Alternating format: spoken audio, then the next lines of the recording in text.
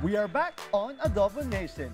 Alam niyo po ba, tuwang-tuwa kami dahil lumalaki ang ating barkadahan dito sa Adobo Nation at marami pa tayong lugar at kapamilyang pupuntahan ngayong 2011.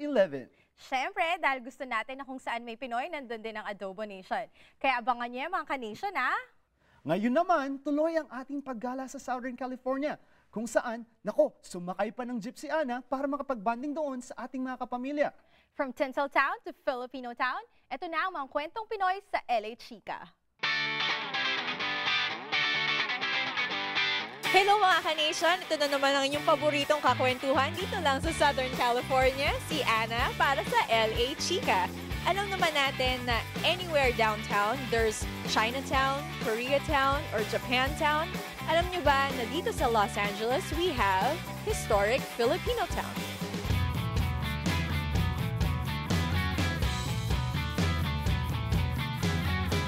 So, kasama natin si Ate Lolit. Kamusta kayo, Ate? Mabuti. Mabuti naman, Ana. Ate Lolit, bakit ba tawag mo kong layuan?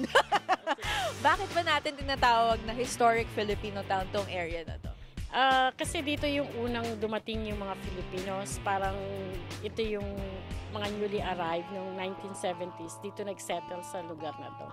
Historic siya kasi ngayon hindi na majority ang mga Filipinos dito, usually mga Latinos, gano'n. Pero dahil dito sila unang nagtayo ng namuhay, etc. Parang historically, mas maraming Filipino dati. Ngayon nag-alisan na, naglipat na sa iba't ibang areas ng LA County. Although Filipinos have grown out of this neighborhood, members of our community believed it was important to mark our place in the city's history and identity. Because we're so spread out, we also still really needed a place to call our own in a way that we can have a platform to really uplift not only our history, but currently what's going on with our community. Right now, kailangan tayong mga Filipinos na nandito, we have to seriously look into how do we pass on yung history at culture. Thinking na after 50 years, may maiiwan pa ba? So, sa tingin mo ba importante to have Filipino pride? Siyempre, kasi especially I have kids and I don't want them to not know where I came from. How do you show your Filipino pride to show your kids as well?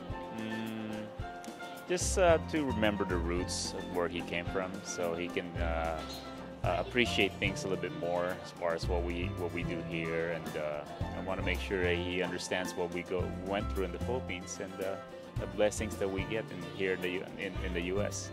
As a Filipino, whenever I see a flag, the Philippine flag flying, I feel I'm going to fall into tears, you know. I'm not afraid to face other people and show to them that I'm a Filipino.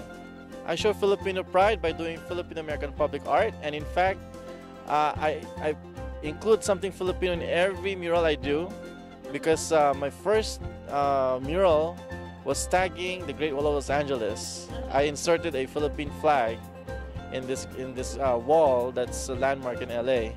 Oh, we have an artist here, so really? Do you have any other murals that are around here in historic Filipinotown? The first one actually that I did is in historic Filipinotown, and it's right down there in Beverly Boulevard. This is our featured artist, Eliseo Silva, and we are gonna check out the mural that he has on Beverly Street. Eliseo, or Ariel Silva, migrated to the U.S. with his parents after graduating high school. Young and very idealistic, he had to suppress this urge to make Filipino art.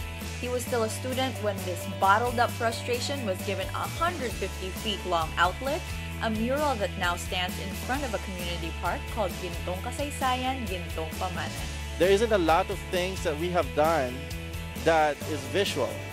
It's usually just discussion and talk. But to actually physically see it and then have it exist in a public space, so it becomes something bigger than what you started out with.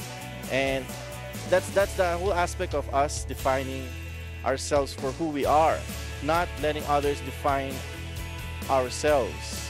Ariel really is he's very nationalistic, and you'll be surprised that up to now, still a Filipino citizen. I'm proud to be a Filipino, and I'm so lucky to have a son who doesn't want to give up his Filipino pride. This is gonna be like decoding Silva. I know like there are some hidden things in your mural that might not be that obvious to the naked eye. The mural has two major narratives behind it, and I try to hide it in a big way because the wall is 150 feet long. So 100 foot of it is a huge sari manok. So the entire Filipino-American section is represented by a bird. So the fish is the other aspect. It's on the Philippine part, and lapu-lapu is actually at the tail end, literally the tail of the fish.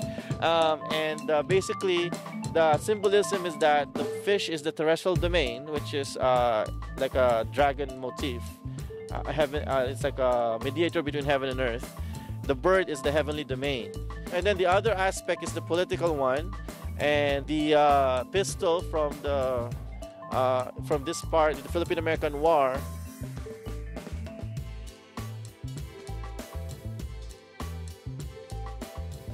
If you think Silva's work only holds stories of our past, guess again. It seems to have predicted the future. A jeepney is found drawn on the Filipino-American corner, and years after, we actually have a 1940s Sarao jeepney used as a vehicle to conduct tours today around historic Filipinotown, care of the Filipino Workers Center. Through our tour, it's a multimedia tour, you get to experience, you get to hear the voices of people talking about historic Filipinotown in its early days and in what happens here now. We have so many stories that are hidden, that are not known, and you can hear it through our tours.